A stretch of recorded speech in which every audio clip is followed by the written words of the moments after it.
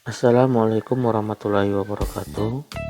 Sebelum lanjut, dengan kerendahan hati kami mohon bantu dukung channel kita ini dengan cara like dan subscribe agar kami tetap bisa memberikan konten-konten yang bermanfaat. Sekian dan terima kasih. Assalamualaikum warahmatullahi wabarakatuh. Alhamdulillah allazi khalaqal mauta wal hayata liyabluwakum ayyukum ahsanu amala. Alhamdulillahillazi arsala rasulahu bil huda wa dinil haq liyuzhirahu 'alad dini kulli wa kafa billahi shahida. Asyhadu an la ilaha illallah wahdahu la syarikalah wa asyhadu anna Muhammadan abduhu wa rasuluh sallallahu alaihi wasallam la nabiyya ba'da. Allahumma salli wa sallim ala hadzal nabiyil karim. Allahumma salli ala Muhammad wa ala alihi wa ashabihi rasulillahi ajmain. Amma ba'du fa ya ibadallah. Bapak-bapak, ibu-ibu, kaum muslimin dan kaum muslimat sidang jamaah tarawih yang dirahmati Allah. Alhamdulillah, segala puji dan syukur yang selalu kita hadirkan kehadirat Allah Subhanahu wa taala. Allah yang selalu memberikan limpahan rahmat dan nikmatnya kepada kita bersama. Yang mana berkat rahmat dan nikmat itu alhamdulillah pada malam hari ini Allah masih berikan kesempatan kepada kita untuk sama-sama hadir di rumah Allah yang sangat mulia ini dalam rangka menunaikan ubudiyah kita ke hadapan Allah Subhanahu wa taala, dalam rangka menunaikan kewajiban kita kepada Allah, yaitunya sudah selesai kita melaksanakan sholat isya berjamaah. Insyaallah kita teruskan dengan tausiah dan nanti insyaallah dilanjutkan dengan sholat tarawih dan witir.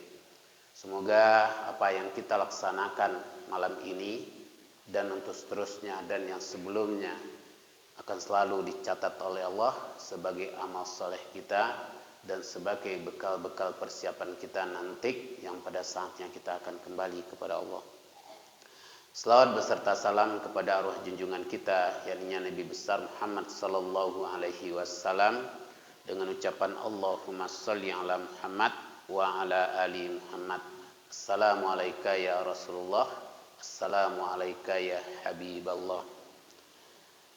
Bapak-bapak, ibu-ibu, jamaah rahimakumullah.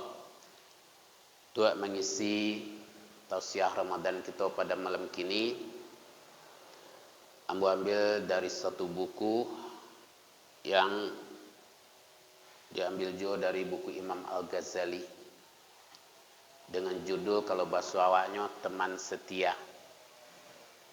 Karena masalah Ramadan yang berasolah dari awal Ramadan lah banyak disampaikan oleh guru-guru kita. Teman setia bapak-bapak dan ibu-ibu, kalau di dunia itu setia-setianya kita berkawan, berteman, itu hanya sampai kita ke mati. Bahkan antara suami dan istri itu nang keceknya sehidup semati. Kalau lah mati suami awak, leh mau ibu-ibu mengawan dalam kubur. Atau sebaliknya. Tetapi ibu-ibu dan bapak-bapak, ada yang akan menemani menjadi teman setia kita nanti. Terutama pada saat kita lah kembali kepada Allah, kita berada di alam barzah, ada 5 yang akan menjadi teman setia kita. Dalam riwayat itu disampaikannya, pada saat kita lah berada di alam barzah nanti bapak dan ibu, pada saat itu Allah sudah mengembalikan roh kita ke dalam jasad kita, berarti kita lah hidup nanti di dalam kubur. Setelah itu akan ada datang 2 malaikat mungkir dan nangkir yang akan bertanya kepada kita. Dan jawabannya itu apa yang ditanya itu hanya dijawab dengan keimanan, ketakwaan dan amal soleh kita. Kalau kita tidak beriman, tidak bertakwa dan beramal soleh, itu kita tidak akan bisa untuk menjawab itu. Amba akan menyampaikan pertanyaan malaikat itu. Tapi ada teman setia yang akan membentengi kita, yang akan melindungi kita, bahkan akan menemani kita nanti di dalam alam barzah itu. Di riwayat itu disampaikan nanti akan ada malaikat yang akan mengazab orang-orang yang berdosa, orang-orang karena kita tetap berdosa, manusia walaupun beriman, walaupun bertakwa tetap berdosa. Malaikat nanti membawa para prajuritnya, ular dan segala macamnya untuk datang mengazab awak dari arah kepala. Pada saat ini akan mendatangi awak untuk mengazab awak, pada saat itu berdirilah di situ teman setia yang pertama, yaitu sang solat. Apa kecilnya sang solat kepada malaikat itu? Tak ada jalan di engkau dan malaikat untuk lalu dari arah kepala kau untuk mengazab si mayat itu atau si pulan itu. Bade betul. Karena selama dia di dunia nyopeliago hambo. Solat kau nyopeliago, solatnya dirikan, solatnya kerjakan, bukan hanya sekelas solat wajib, tetapi solat-solat sunat nyokerajokan, nyopeliago. Bahkan solatnya dirikan, bahkan solat tahajud, solat yang lain-lainnya lakukan. Terutama solat yang 5 waktu itu tidak pernah tinggal, tidak pernah tinggal, tidak pernah lalai. Nyo solat di masjid, solat berjamaah topik waktu as-salatu ala waqtiha. Karena salah satu amalan orang yang dicinta oleh Allah, yang disayang oleh Allah adalah ulang yang solatnya topik waktu as-salatu ala waqtiha. Jadi tidak ada jalan di engkau dan malaikat untuk mengazabinya melalui kepala kau. Setelah itu malaikat mencuba datang dari sebelah suak. Di situ berdirilah teman setia yang kedua, yaitu saum, puasa, yang kita laksanakan pada bulan kini ya Pak Ibu. Apa kecek si saum, sekecek puasa, tak ada jalan di engkau untuk masuk dari sebelah suak kau daya malaikat untuk mengazab si pulan iko atau si pulana iko. Bade betul, selama dia di dunia, selama bulan puasa ini laksanakan puasa itu dengan bersungguh-sungguh. Man soma ramadhana imanan wa ihtisaban ghufira lahu ma taqaddama min zambi. Inyo laksanakan puasa itu benar-benar penuh dengan keimanan karena Allah Subhanahu wa taala mengharapkan ridha Allah dan penuh dengan perhitungan nyo puasakan seluruh anggota tubuhnya selama bulan Ramadan itu. Makanya nyo dapat ampunan daripada Allah, maghfirah. Nyo pelihara puasa. Setelah itu setelah Ramadan nyo laksanakan puasa 6 hari. Setelah itu, nyolaksanakan puasa 3 hari di pertengahan bulan, nyolaksanakan puasa sunat Senin Kamis. Ya bono nyopeliaru puasa ko.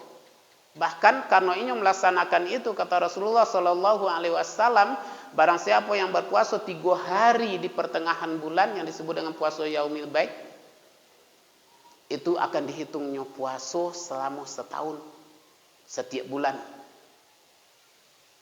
Kalau 3 hari berarti 10 kebaikan itu dibali sekali dibali dengan 10, setelah itu dikalikan 30 berarti dikalikan 3, 10 berarti 30 dikalikan setahun, berarti dianggapnya puasa setahun. Iko nyopeliaru puasanya.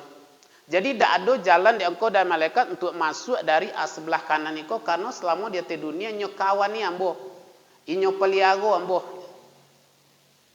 Akhirnya malaikatnya cuba dari sebelah kidal.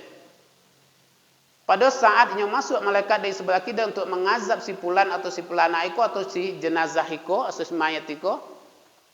Pada saat itu di sebelah kirinya berdirilah yang namanya sang zakat. Apa kecil sang zakat? Tak ada tompek dan kau untuk masuk dari sebelah kidal kau dah. Badai betul. Selama dia di dunia ini punya harta yang lebih, yang sampai nisab dan haulnya, ini tidak pernah tidak mengeluarkan zakatnya. Ini selalu mengeluarkan zakatnya. Zakat harta, zakat padi, kalau dek kita 50 sumpik, dapat 5 sumpik kita keluarkan setelah kita keluarkan biaya dan segala macamnya, wajib kita keluarkan. Dan begitu juga yang punya piti di bank dihitung, setahun kalau sampai 83 juta atau kini mungkin lebih, 83 gram ome, itu nyo keluarkan zakat. Jadi hartonya nyo peliago di dunia ko kepala satu zakat itu adalah untuk membersihkan harta umat itu. Nyo keluarkan zakat. Tak bisa ada malaikat engkau masuk dari sebelah kidal ko karena ambo akan menjago si pulan atau si pulana itu. Karena selama di dunia inyo kawani ambo nyo peliago ambo. Pada saat itu berdirilah amal-amal soleh amal-amal kebaikan yang lainnya. Tapi lebih spesifik di kisah Iko disampaikan oleh Imam Al-Ghazali adalah orang yang selalu menjalin memperkuat hubungan silaturahimnya di atas dunia. Berdirilah amalan itu di situ. Tidak ada jalan di engkau dari kaki kau untuk masuk untuk mengazab si mayit Iko dah. Bade betu selama dia di dunia inyo peliago boneng hubungan silaturahimnya. Dak pernah inyo dak belok jodoh sana, dak pernah inyo baudu jodoh sana, dak pernah jo bermusuhan jodoh sana, dak pernah mencari kesalahan-kesalahan orang lain. Berdirilah sang silaturahim di situ. Berdirilah amalan-amalan kebaikan yang lain. Bapak dan Ibu jamaah yang dimuliakan Allah. Besok kita kalau seandainya ada pertanyaan, akak bade masuk neraka. Ambo dia di dunia dulu penyakit stroke. Ambo dia dulu penyakit panau. Ambo dia di dunia dulu penyakit asam urat. Dak tagode itu kita masuk neraka, tapi akan dijawab besok bade masuk neraka. Di dalam hati ko selalu tertanam dulu rasa iri, dengki, hasad, hasut, mencari kesalahan orang lain. Iko yang menyebabkan kita masuk neraka. Suatu ketika Rasulullah bercerita, ada seorang perempuan datang kepada seseorang datang kepada Rasulullah menceritakan seseorang perempuan yang begitu taat beribadah. Ibadahnya solat 5 waktunya tak pernah tinggal, topik waktunya tambah dengan solat-solat sunatnya. Solat tahajudnya lakukan, puasa sunatnya lakukan, dan ibadah-ibadah yang lainnya lakukan. Tetapi kata Rasulullah, orang ikut tompe di neraka. Ditanya oleh para sahabat, bade betu ya Rasulullah, inyo memang taat beribadat, solatnya tak ketinggalan, puasanya nyo laksanakan, ibadah-ibadah yang lain nyo laksanakan, tetapi tetangganya, saudaranya itu selalu luko dek mulwiknya. Jadi hati-hati kita Bapak dan Ibu-ibu. Haliko seketika ambo ingin membahas tentang ayat surat Al-Hujurat ayat 2 boleh. Allah berfirman, A'udzubillahi minasyaitonirrajim. Ya ayyuhallazina amanu jtanibu katsiran minadh-dhon. Inna ba'dadh-dhon ismu wa la tajassasu. Wa la yaktab ba'dukum ba'dha.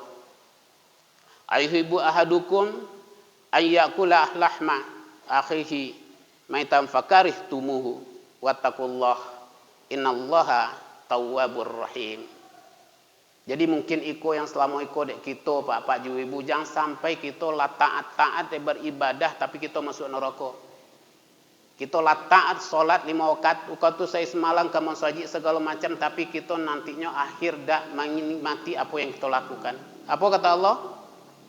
Wahai orang-orang yang beriman, jauhilah banyak dari prasangka buruk maksudnya.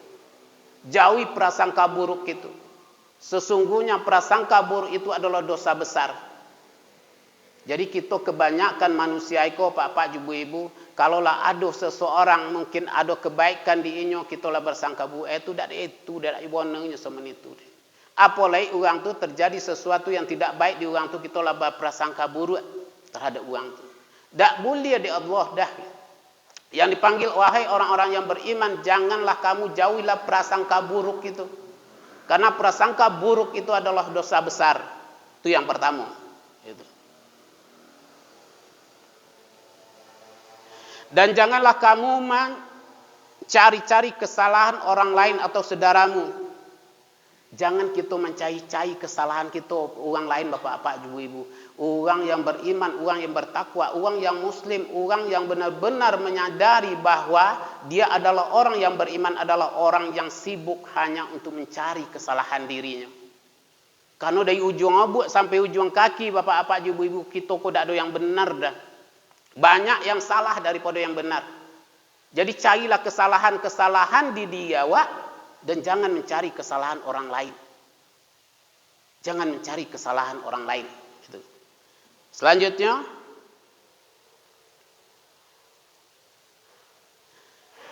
Dan janganlah ada di antara kamu yang menggunjingi sebagian yang lain. Nah, tanya tuh begunjing ko dalam Al-Quran apa ibu-ibu. Dak biasa aja begunjing ko dah gitu. Janganlah kamu menggunjingi saudaramu yang lain. Perintah Al-Quran Allah mengecen dak boleh kita begunjing dah. Ba ada betul. Contohnya orang dah begunjing tu di Allah deh. Apakah ada di antara kamu yang suka memakan daging saudaramu yang sudah mati? Jadi diibaratkan orang nambah gunjang tu apa-apa ibu yang menggunjang kan saudaranya tu lah mati saudaranya tu sudah tu nyetayak dagingnya nyomakan jojok dakwa. Iko dikecean di Allah dalam surat Al-Hajarat itu menggunjangi saudara kita.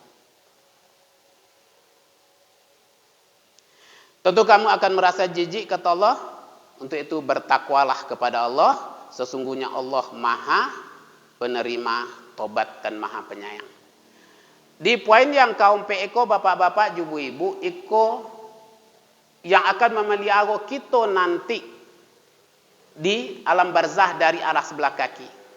Jadi kalau ada kita nang kini ko yang kotak-kotak timun antara kita jodoh sana antara ande jo bapak antara anak jo ibu jo apa atau mama jo kemanakan ada nang otak-otak timun kini selesai lah jangba kita bah apa je besok bapak-bapak ibu-ibu kalau kita tak menyelesaikan di hati dunia ko kita akan bersengketa nanti di akhirat dan di situ tidak ada penyelesaian sengketa kita walaupun itu suami dengan istri walaupun itu ayah dengan anak ibu dengan anak makanya di hati dunia ko selesaikan masalah jangan kita mencari-cari je kesalahan orang lain jangan menggunjingi orang lain jangan mengasuh diri awak yang benar jangan awak merasa awak sadonya yang lebih benar daripada orang lain tetapi rasakanlah dia awak bahwa awak kolah orang yang selalu kurang makanya dengan begitu kita akan mencari kekurangan di diri kita dan tidak akan pernah lagi mencari kekurangan orang lain. 3 ompek. Sudah itu daima malaikat untuk masuk untuk mazab awak besok lagi. Nyocubo dayate bapak-bapak dan ibu-ibu. Pada saat itu berdirilah sang Al-Quran nanti. Bahkan di riwayat yang lain, pada saat kita lah meninggal dunia, pada saat orang sibuk untuk mengurus jenazah awak ko, kan dimandin, kan dikapani, setelah itu kan disolatkan, dikuburkan. Waktu kita letak barang di atas kasut itu bapak ibu-ibu, sang Al-Quran ko datang menjelma pada seseorang yang begitu tampan. Duduk dia tidak doa nanti Al-Quran ko. Dan pada saat iko diangkat jenazah itu pada saat disolatkan malaikat apa yang Al-Quran ko yang menjelma sebagai orang yang begitu tampan dan bersih dak umur ganja. Sampai ke dalam kubur inyo tetap melindungi orang ko di dalam kubur.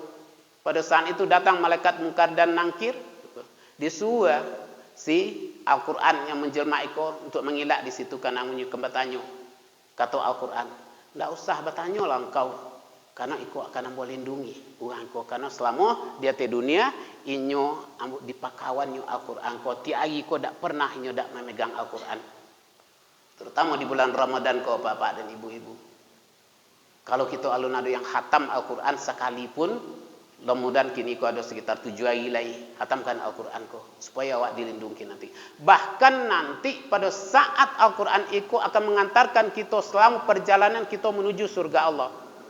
Dan bahkan kita sudah berada di dalam surga nanti kita disuruh membaca Al-Quran oleh Allah Subhanahu Wa Taala. Pada saat itu kita baca kita semakin nanya ke dari surga yang tertinggi nanti di mana kita berhenti membaca Al-Quran di situ nanti surga kita. Jadi diontena wak di Al-Quran kau sampai ke dalam surga bapak ibu. Kita baca Al-Quran kau.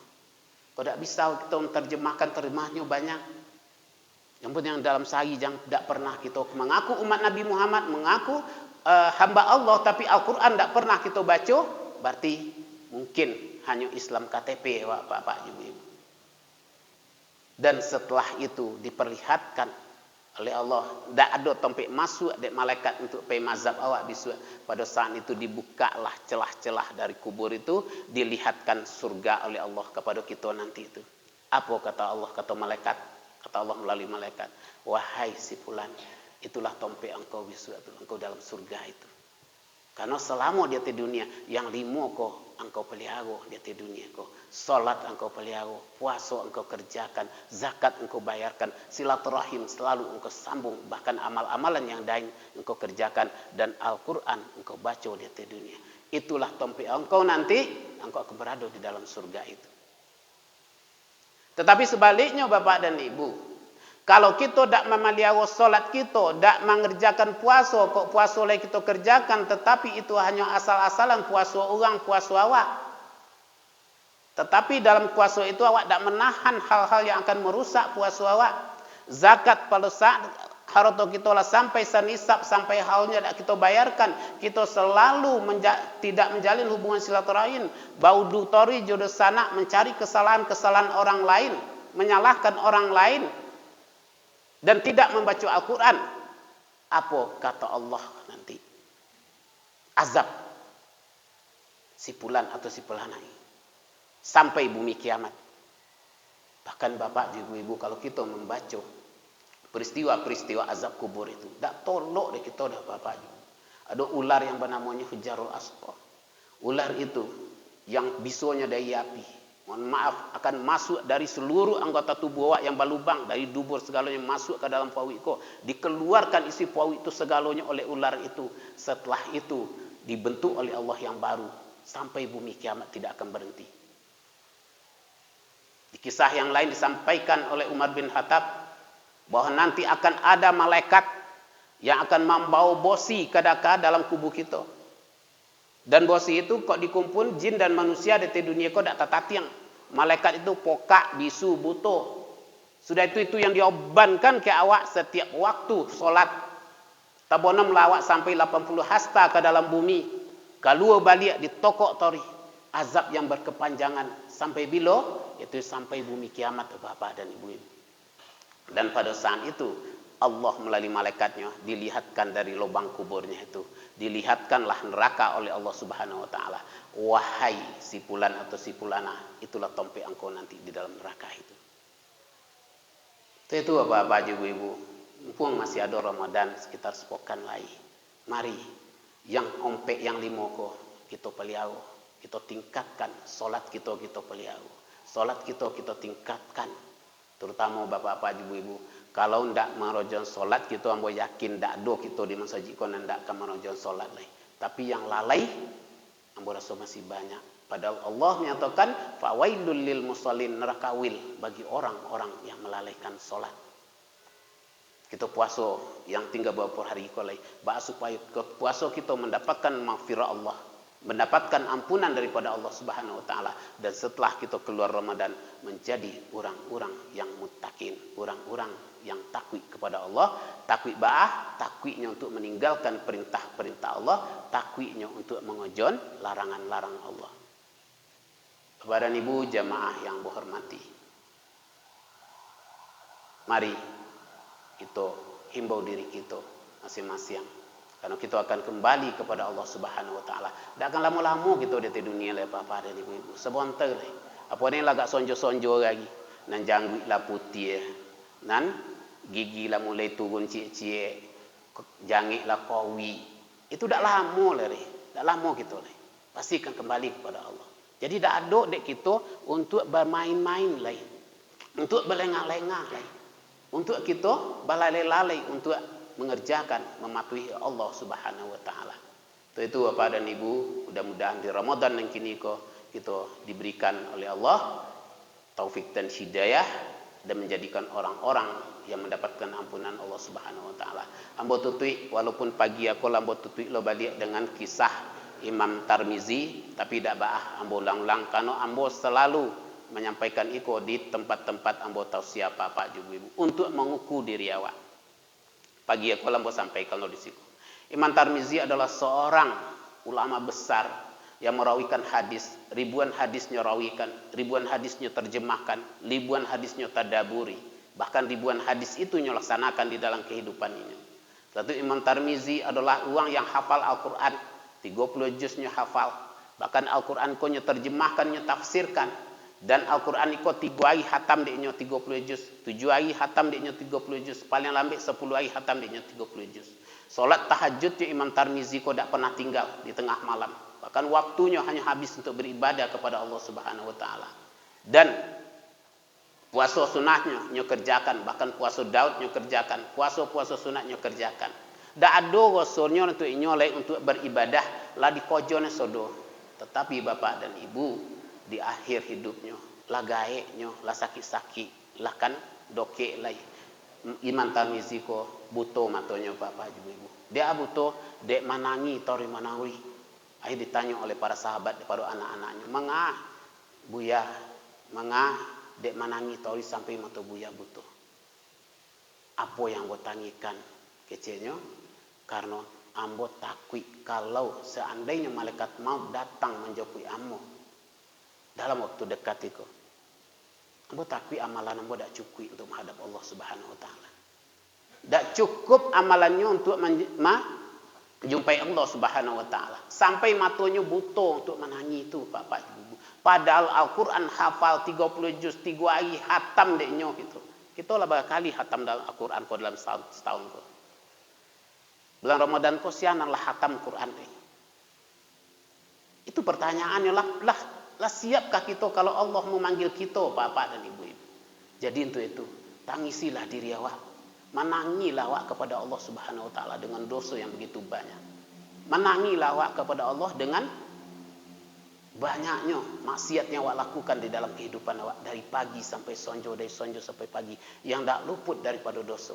Itu menangilah Bapak Ibu, terutama di 10 malam terakhir Ramadan ini. Mudah-mudahan kita akan dipertemukan dengan malam Qadar dan pada saat itu insyaallah ampunan Allah akan kita dapatkan Bapak dan Ibu.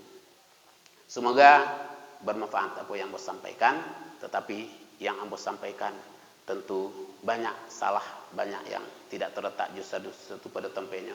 Karena yang benar itu hanyalah Allah dan Rasulullah, yang salah adalah cara ambo menyampaikan dan ilmu ambo yang sangat terbatas. Semoga bermanfaat. Mohon maaf, wabillahi taufiq wal hidayah. Assalamualaikum warahmatullahi wabarakatuh.